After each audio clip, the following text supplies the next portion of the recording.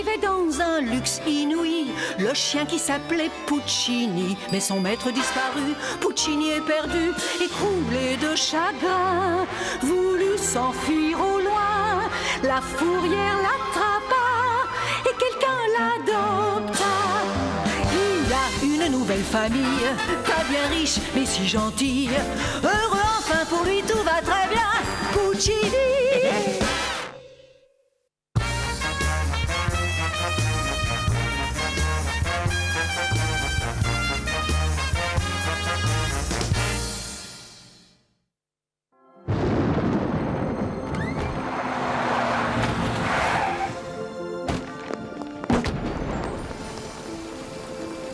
Et moi? Me laisse pas là. J'ai besoin de sortir. J'ai envie de faire pipi, mais alors là, une de ces envies. L'épreuve de la patience forge le caractère. Tôt ou tard, elle reviendra.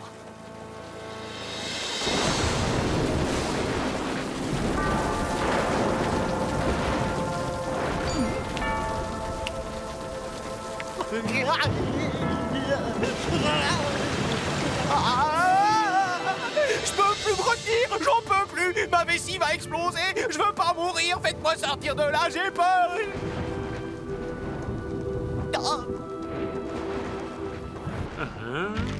Tu sais où est Puccini, papa? Non, et je ne l'ai pas vu depuis ce matin. Puccini! Viens vite, mon chien! Puccini, où es-tu? Puccini, rentre à la maison immédiatement! Pourvu qu'il ne lui soit rien arrivé.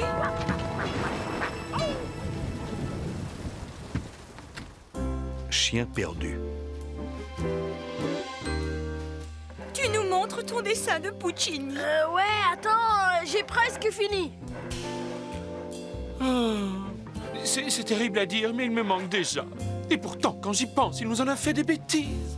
Tu te rappelles, monsieur Slade, mon patron? Celui qui avait un... Tu sais, à l'œil. Celui qui avait un œil de verre, tu veux dire? Oui, c'est ça. Je l'ai amené à la pêche une fois avec Puccini, tu te souviens? Au moment où j'essayais de faire démarrer le moteur.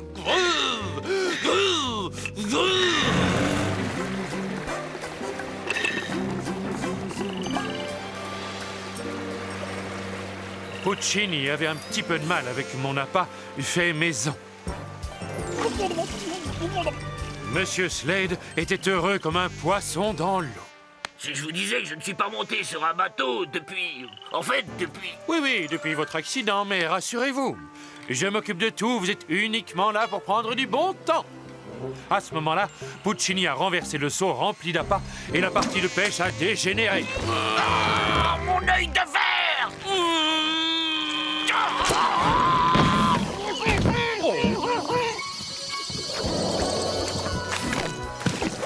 Waouh, celui-là, il est beau. Je suis à vous tout de suite, monsieur Slade. Je le fais, pas de panique, on va vous le récupérer, votre œil.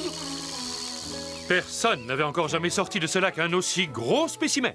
J'ai perdu ma place chez Slade à cause de Puccini, mais sans lui, je n'aurais jamais décroché ce record. Billy, ça, c'est pas Puccini. Non, forcément, j'ai fait exprès. Je voudrais qu'on nous rapporte un plus gros chien qui fasse peur à tout le monde. Pas comme ce vieux Puccini. Il t'a pourtant toujours défendu. Rappelle-toi la fois où tu t'amusais au-dessus de la palissade des voisins. Leur gros molosse n'aurait fait qu'une bouchée de toi si Puccini n'était pas intervenu.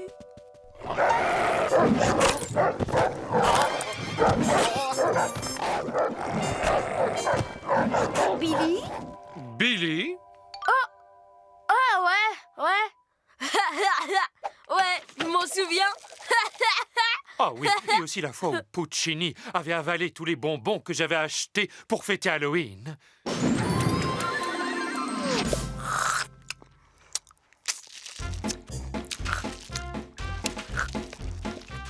N'importe quel psy te dirait que c'est une forme d'appel au secours.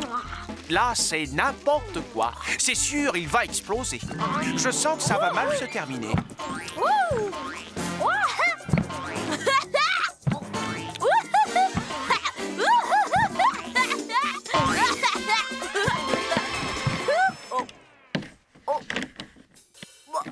Qu'est-ce qui te prend?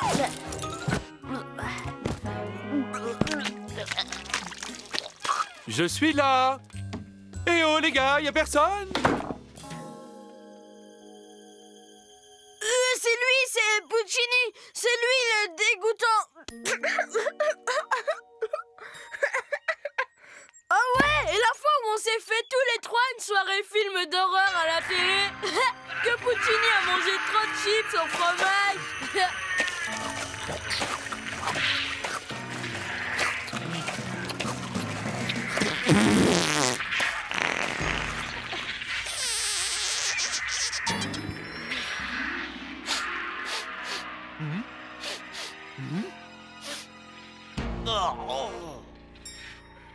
C'est peut-être Puccini.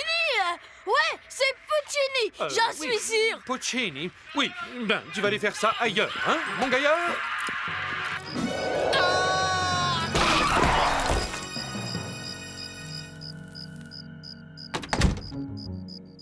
Et puis il y a eu aussi la fois où je l'ai amené au lavomatique.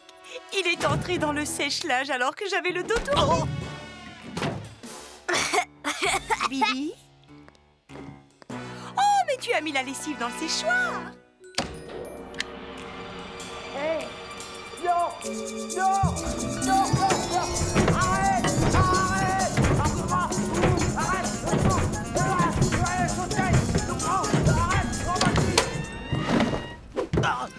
J'ai les reins en compote.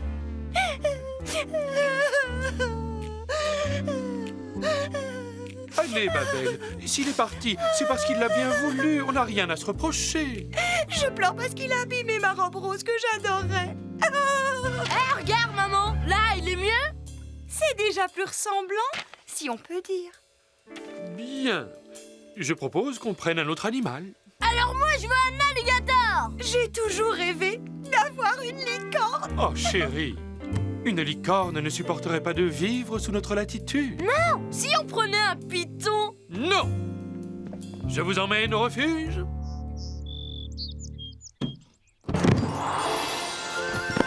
Puccini! Comment est-ce qu'il est entré dans la voiture? On va quand même chercher un python. Non, je ne veux pas de python chez moi.